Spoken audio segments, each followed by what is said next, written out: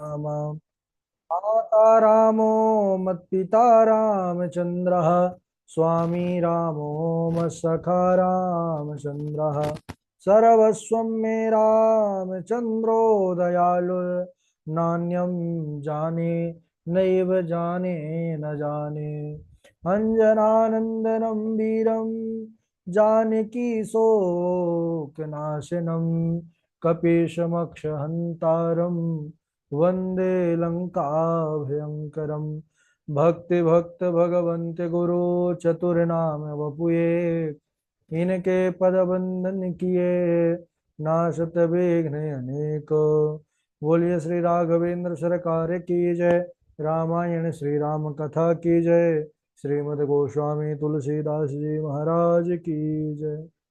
परम मंगलमय परात्पर अखिलेश्वर अचिंत कल्याण गुणगण निधान सर्वेश्वर सर्वाधिपति श्रेष्ठ आचरणवान प्रजा के सुखदाता आनंद कंद श्री रामचंद्र।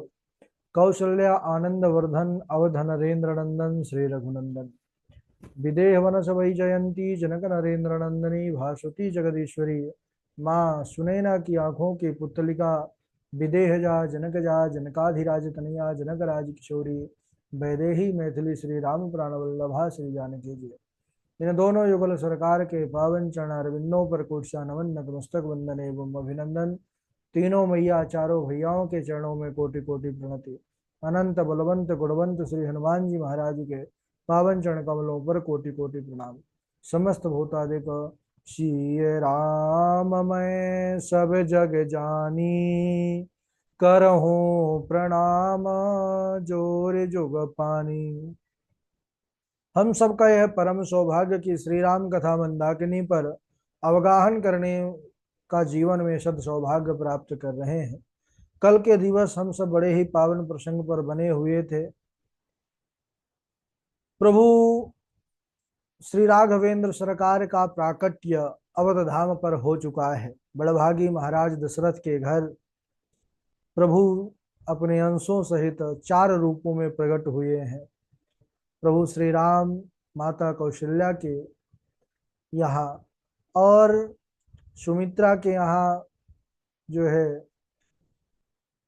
शत्रुघ्न और लक्ष्मण भरत जी महाराज कैकेयी के। अभी नामकरण होने वाला है। नाम अभी नहीं है। सब जो है तरह तरह के अपने भावों के माध्यम से जो जिसको भाया वही पुकार करके उनको संकेत के द्वारा बुलाती हैं माताएं। अब इधर हम सब चर्चा कर रहे थे कि जब से राघव सरकार का श्री राघवेंद्र सरकार का जन्म या अवतार श्री अवध धाम पर हुआ, जितनी भी समृद्धि है वह सब अवध को ही अपना घर बना लिया। महाराज दशरथ जी ने इतना लुटाया है, इतना धन खजाना लुटाया कि जो लूटने वाले थे, पाने वाले थे, याचक थे, वह भी दाता हो गए। और जिसको जो मिला वह पास में नहीं रखा, उसको भी उसने दान कर दिया। खूब आनंद आया। और जितने अयोध्या वासी हैं सब बड़े प्रसन्न हुए, सुखी हुए। भोलेनाथ भी रह नहीं पाए। भगवान का प्राकट्य हुआ है। अवध को चल करके आए, मनुज रूप लेकर के आए कागभुचुंडी जी के साथ। और फिर हमारे प्रभु का सुंदर दर्शन किया। तो हम सब कल एक बात पर चर्चा कर रहे थे कि हमारे जीवन में भी केवल श्री राम होना चाहिए। हमारा जीवन प्रभु के लिए होना चाहिए, राघव जी के लिए होना चाहिए। जीवन में अनुकूल प्रतिकूल परिस्थिति आती रहती है, तो हमको बस यही समझना चाहिए कि जीवन में जब दुख आए, कष्ट आए, तो हमको यही स्मरण करना चाहिए जैसे भगवान सबके माता पिता हैं, सबके परम पति पिता प्रभु ही है। जैसे माता अपने छोटे से बच्चे को बढ़िया से स्नान कराती है, उसको निर्मल स्वच्छ बनाती है, उसका तन को एकदम शुद्ध करती है। लेकिन नहलाते समय बालक, वह संतान उसका रोता भी है, चिल्लाता भी है। क्या माता स्नान करना बंद कर देती है? नहीं, वह रोता रहता है, लेकिन वह नहलाती रहती है, क्योंकि जानती है कि अभी ये रोएगा, थोड़ी देर बाद इसको मैं तैयार करके जब दुलार करूंगी तो यह पुनः प्रसन्न हो जाएगा। ऐसे ही परमात्मा भी समय समय पर हम सबको प्रतिकूल परिस्थिति दिखा करके हमारे पूर्व के जो संचित पाप हैं उनको धीरे धीरे नष्ट करते रहते हैं। और हम रोते हैं, चिल्लाते हैं, लेकिन अगर उन प्रभु की शरण में रहते हैं तो वह कृपा करते हैं। और जब हम शुद्ध आत्मा हो जाते हैं, पाप से मुक्त हो जाते हैं, तब वह पतित पावन अपने हृदय से लगा लेते हैं। और जीवन में कष्ट से कभी घबराना नहीं चाहिए। अगर जीवन में कष्ट आए तो एक बार विचार कर लेना चाहिए महाराज युधिष्ठिर का। क्यों, इतने बड़े चक्रवर्ती सम्राट, लेकिन जीवन में कितने दुख आए महाराज के। माता द्रौपदी को याद करना चाहिए, वह यज्ञ से उत्पन्न हुई थी, फिर भी देखिए ये सब जिनकी चर्चा चल रही है ये सब देवकोटि के हैं। वे मनुष्य रूप लेकर के आए, लेकिन फिर भी उनके जीवन में ऐसी प्रतिकूलता रही। अरे श्री राघव जी को ही देख लीजिए, राम जी के जीवन में जितनी प्रतिकूल परिस्थिति रही, और साधारण के तो कभी हो ही नहीं सकती है। और कहते हैं कि राजा नल राजा नल के भी जीवन में भी बड़ी प्रतिकूल परिस्थिति बनी, लेकिन वह कभी भी अपने धर्म से कभी भी विचलित नहीं हुए। तो हम सबको भी चाहिए कि जैसी भी अवस्था रहे जीवन की, लेकिन हमारा मन प्रभु के चरणों में, राघव जी के चरणों में लगा रहे। अब कुछ समय और बीता, देखिए दिन प्रतिदिन जो जा रहा है, समय आगे बढ़ता जाता है। भले ही हम उस समय का सदुपयोग ना कर पाए, लेकिन वह दिन रात का जो गमनागमन है, गमन आगमन लगा हुआ है, इससे समय निरंतर जा रहा है। तो दिन के गमनागमन से हमारे राघव जी और तीनों भैया उनके, यह भी कुछ बड़े हो गए। तो अब सब विचार करने लगे कि इनका नाम हो कुछ। हमारे सनातन धर्म में बड़ा सुंदर, शुरुआत से ही 16 संस्कार कहे गए हैं। 16 संस्कार में प्रथम संस्कार गर्भाधान संस्कार है, और जो 16वां संस्कार है वह अंत्येष्टि संस्कार है। इन संस्कारों का जीवन में बड़ा महत्वपूर्ण स्थान है। 16 संस्कारों के नाम क्रमशः गर्भाधान संस्कार, पुंसवन संस्कार, सीमंतोनयन संस्कार, जात कर्म संस्कार, नामकरण संस्कार। कुछ संस्कार तो महाराज सुने भी नहीं होंगे, है ना। धीरे धीरे हम सब अपने स्वरूप को और अपने सनातन की पद्धति से हटते गए। सीमंतोनयन संस्कार, जात कर्म संस्कार, नामकरण संस्कार, निष्क्रमण संस्कार, अन्नप्राशन संस्कार, चूड़ाकर्म संस्कार, विद्यारंभ संस्कार, कर्णवेद संस्कार, और उसके बाद यज्ञोपवीत संस्कार, वेदारंभ संस्कार, केशांत संस्कार, समावर्तन संस्कार, विवाह संस्कार, और विवाह के बाद जो अंतिम 16वां है वह अंत्येष्टि संस्कार, यानी अंतिम जब अग्नि शरीर को लगती है। तो इन संस्कारों का अत्यधिक महत्वपूर्ण स्थान जीवन में है। अब हमारे श्री राम जी का भी नामकरण संस्कार होने वाला है, उनके साथ उनके जो भैया हैं इनका भी नामकरण। क्योंकि अभी तक जो मन में आता है जिसके, है ना, वही प्रभु को बुलाता है प्रेम पूर्वक। और नाम का जीवन में बड़ा महत्व है। नाम बड़ा सोच समझ करके रखना चाहिए। आजकल तो सबसे ज्यादा प्रथम जो क्रम है यहीं से व्यवस्था गड़बड़ हो गई। नामकरण संस्कार में ही हम सब भूल कर देते हैं, और बच्चों का नाम ऐसा रख देते हैं महाराज जिसका कोई अर्थ नहीं, निरर्थक नाम ऐसा हो जिससे जीवन का कल्याण हो। हमारे पूर्वज जो थे वह हमेशा ऐसा नाम रखते थे कि वह नाम लिया जाए, सुना जाए, उससे जीवन का कल्याण और भजन होता है, भगवत संबंधी नाम। लेकिन नाम आजकल ऐसे चिंकू टिंकू ऐसे होते हैं, कोई अर्थ नहीं इनका, कोई मतलब नहीं। तो यहाँ पर नामकरण हमेशा शास्त्रोक्त पद्धति से करना चाहिए, आचार्य गुरु ब्राह्मण के जो है तो शरण लेकर के उनका आशीर्वाद रूप से नाम ग्रहण करना चाहिए। नाम का बड़ा महत्वपूर्ण स्थान है जीवन में, भजन में भी नाम का ही महत्वपूर्ण स्थान है। कथा में हम जब सुनते हैं ना, तो नाम संकीर्तनम यस्य सर्व पाप प्रणाशनम, तो नाम की बड़ी महिमा है। और भागवत पुराण में जो एक अजामिल की कथा आती है, उसमें भी कितना पापी होने के बाद भी अजामिल का उद्धार हो गया, क्योंकि उसने अपने पुत्र का नाम संतों के वचनों के अनुसार नारायण रख दिया। तो उस नारायण नाम लेने से ही उसका उद्धार हो गया। तो नाम का इतना बड़ा महत्व स्थान है, महत्वपूर्ण स्थान है जीवन में। तो इधर महाराज दशरथ जी भी अब विचार किए कि अब वह समय आ गया है जब चारों ललनाओं का नामकरण होना चाहिए। कछु के दिवस बीते एहि भांति, जात न जानिय दिन और राति, नामकरण कर अवसर जानी, भूप बोली पठय मुनि ज्ञानी। नामकरण के शुभ अवसर जान करके महाराज दशरथ जी ने गुरु जी को बुलाया है। गुरु जी कौन है? वशिष्ठ जी महाराज। गुरु जी आए हैं। महाराज दशरथ जी ने उनका स्वागत सत्कार किया, उनका पूजन किया और उनसे निवेदन किया कि हे मुनिराज, अब आप अपनी कृपा से इन चारों बालकों का नामकरण कीजिए। मुनि ने कहा कि हे राजन, इनके नाम तो अनेक हैं, बड़े अनुपम नाम हैं, फिर भी मैं अपने बुद्धि के अनुसार इनके नाम कह रहा हूं, सब लोग सुनिए। जैसे ही हमारे श्यामल सरकार राघव जी की ओर दृष्टि गई है, मगन हो गए महाराज।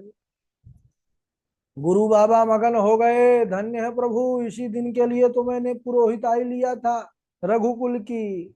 अरे जो आनंद सिंधु सुख राशि, सी करते त्रय लोक सुपासी, सो सुख धाम राम आसनामा, अखिल लोक दायक विश्रामा।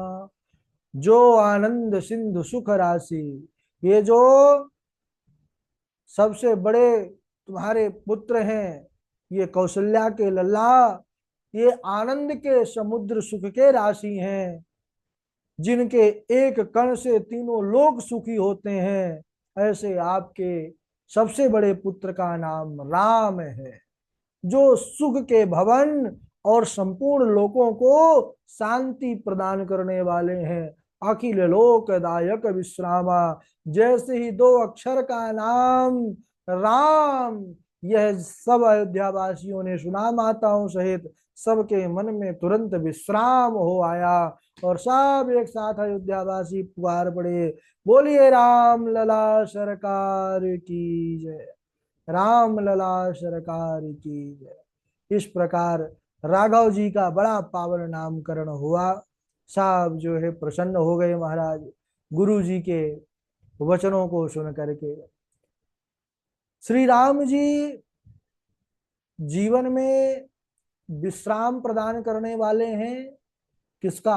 पहले तो झंझटों का, क्लेशों का, कलह का और पापों का, ये सब पर रोक लग जाती है और जो पहले के हैं वह नष्ट हो जाते हैं और भगवान फिर वहां पर भी विश्राम कर देते हैं। पुनरपि जननम पुनरपि मरणम, वह फिर राघव जी का ही हो जाता है। जीवन में सबके पास आज का ऐसा समय है कि सब सुख सुविधाएं हैं, सबके पास सब आराम के सब साधन है, लेकिन आराम नहीं है। आराम के साधन होने पर भी आराम नहीं है, किसी के मन को विश्राम नहीं है, जीवन में सुख नहीं है, शांति नहीं है। तो वह सुख शांति कहाँ से मिलेगा? क्योंकि हमने सबको तो अपना लिया, संसार संसार को अपना लिया, और संसार को जो रचने वाले राम है उसको तो भूल गए। अब विश्राम देने वाले राम है, अखिल लोकदायक विश्राम, और हम संसार जिनको उन्होंने बनाया माया से, हम संसार को आराम समझ करके पकड़ लिए, और इसीलिए सब होते हुए भी हम दुखी हैं, रोते रहते हैं, क्यों? हमने राम को छोड़ दिया। अगर विश्राम चाहिए, शांति चाहिए, सुख चाहिए, समृद्धि चाहिए, तब हमको राम को स्वीकार करना पड़ेगा, जीवन में धारण करना पड़ेगा, क्योंकि वह राम ही है। सो सुख धाम राम आस नामा, अखिल लोक दायक विश्रामा। सबको जो विश्राम, शांति और सुख देने वाले हैं वह राम है। संसार में हम सब एक दूसरे को देख करके सोचते हैं कि वह ज्यादा सुखी है, ज्यादा अमीर है, ज्यादा सुख साधन है उसके पास, तो सुखी है। लेकिन वास्तव में वह भी सुखी नहीं है ना? अब हमारा तो सबके घर जाने का कार्य है, आचार जो है रूप में, कोई यज्ञ है, कोई भागवत है, तो उसमें जाना आना पड़ता है, और छोटे बड़े सबके घर जाना पड़ता है। तो बड़ों के घर हमको कभी कोई शिकायत, ओ छोटों के घर शिकायत थोड़ा कम रहती है, लेकिन बड़ों के घर महाराज बड़ी बड़ी शिकायतें रहती हैं, है ना? उनके घर जाते हैं तो और जो है तो बड़े बड़े उनके दुख संकट सामने रखते हैं महाराज। सुबह शाम जब हम फ्री रहे, थोड़ी बहुत बैठे, तो लंबी लिस्ट आ जाती है कि ये समस्या है। तो उसका विश्लेषण जो यहाँ पर किए हैं ना, कि एकदम बिल्कुल है कि हम सब एक दूसरे को सुख समझते हैं, लेकिन सुखी कोई है नहीं। जो ज्यादा सुख समृद्धि है वो है अपने से ऊपर वाले को देख करके दुखी है, कि ये सुखी है, हम ही दुखी हैं। दीन कहे धनवान सुखी, धनवान कहे सुख राजा को भारी, राजा कहे महाराज सुखी, महाराज कहे सुख इंद्र को भारी, इंद्र कहे चतुरानन सुखी, चतुरानन कहे सुख शिव को भारी, तुलसी जी जान विचारी, कहे हरि भजन बिना सब जीव दुखारी। सब एक दूसरे को सुखी समझ रहे हैं, लेकिन बाबा जी ने सबका सार लिख दिया कि हरि भजन बिना सब जीव दुखारी। सब दुखी हैं अगर भजन नहीं है। जिसने राम को नहीं अपनाया वह सुखी नहीं हो सकता है, क्योंकि संसार को अपनाएंगे, संसार दुखों का घर है, दुखालयम अशाश्वतम, दुखों का घर है। जो जो दुखालय है वहां से सुखालय का खोज करेंगे तो कहाँ मिलेगा? यहाँ सब दुखी हैं, कोई तन दुखी, कोई मन दुखी, कोई धन बिन रहते उदास, थोड़े थोड़े सब दुखी सुखी राम जी के दास। तो राम जी के दास ही सुखी होते हैं, इसलिए कथा बतलाती है कि राम जी को जीवन में धारण की। इसके बाद आगे नामकरण करते हैं, विश्व भरण पोषण कर जोई, ताकर नाम भरत यश होई। जो विश्व का भरण पोषण करने वाले हैं भक्ति के द्वारा, भजन के द्वारा, ऐसे कैकेयी के कुमार का नाम भरत होगा। बोलिए भरत लाल की जय हो। अरे जाके सुमिरन तेरी पुनासा, नाम शत्रुघ्न वेद प्रकाशा। कहते हैं कि जिसके सुमिरन मात्र से शत्रुओं का अंत हो जाए, ऐसे जो है सुमित्रा के छोटे कुमार, छोटे लाल का नाम शत्रुघ्न होगा। शत्रुघ्न लाल की जय। इसके बाद लक्षण धाम राम प्रिय, सकल जगत आधार, गुरु वशिष्ठ तेहि राखा लक्ष्मण नाम उदार। जो शुभ लक्षणों के धाम है यानी घर राम प्रिय, राम जी के प्रिय हैं, सकल जगत आधार शेषावतार हैं, इन्हीं के फणों पर पृथ्वी है। तो गुरु वशिष्ठ तेहि राखा लक्ष्मण नाम उदार। गुरु जी ने सुमित्रा जी के बड़े कुमार का नाम लक्ष्मण रखा। बोलिए लखन लाल की जय, चारों भैयन की जय, तीनों मैयन की जय, महाराज दशरथ की जय, अयोध्या वासियों की जय। तो आज यहीं पर नामकरण लीला तक ही, इसके बाद हम सब आगे सुंदर बाल लीला पर भी प्रवेश करेंगे। बड़ी सुंदर चर्चा है, बड़ी सुंदर प्रभु की गाथा है ना। और बढ़िया मेहनत कीजिए आप लोग, अच्छे से तैयारी कीजिए, और कल वाले जो चौपाई आपने याद किया हो 24 घंटे के अंदर, वही सुनाइए। सबसे पहले हमारे अवध बिहारी जी, पूर्वी जी, इंदु पराशर जी, नेहा पाठक जी, नीरज शर्मा जी, संजीव कुमार उपाध्याय जी, चलिए। प्रणाम। हाँ जी अवध जी। एक कहानी ये चोरी सुन गिर जामती दृढ़मति मूरी कागभूषुंड संग हम दो मनुज रूप जाने नहीं को। प्रणाम। हाँ आगे सुनाइए। राधे राधे गुरु जी प्रणाम। हाँ।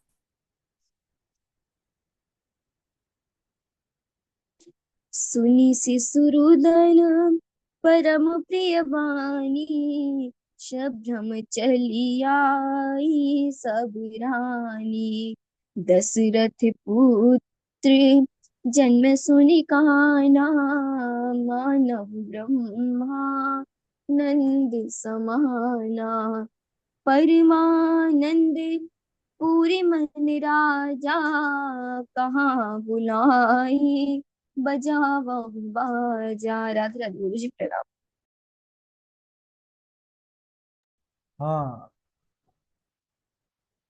इंदु पराशर जी। राधे राधे गुरु जी प्रणाम। हाँ राधे राधे। बिनु पद चलहि सुनहि बिनु काना कर बिनु करम करहि विधि नाना।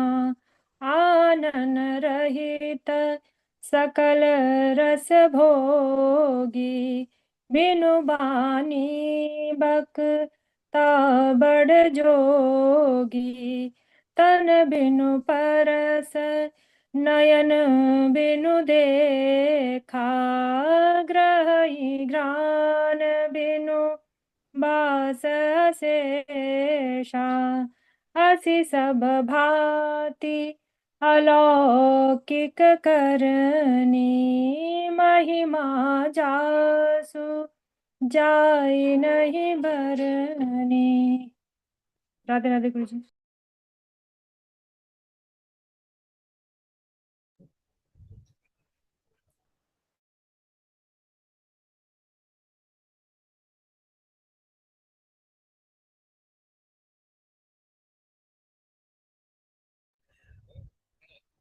नीरज शर्मा जी आप सुनाइए।